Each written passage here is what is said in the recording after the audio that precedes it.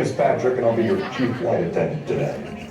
We'll begin boarding in a few minutes, but first I'd like to acquaint you with some important safety information.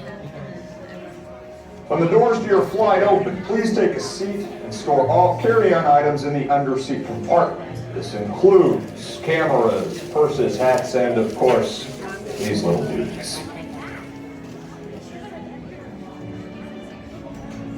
Next, fasten your seatbelts, inserting them into the buckle on your right. As smaller aviators don't measure up to the height indicator on the seat. Just put the belt through the loop in the center strap before buckling.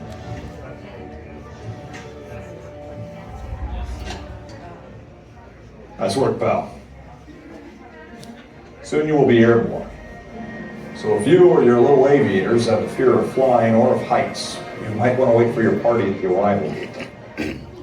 Okay, let's review. That is seat belt, carry-on item, safety strap, fear of heights, keep your hands and arms inside at all times. Anything else? Yeah. Have a nice flight. Soarin over California is now ready for immediate boarding.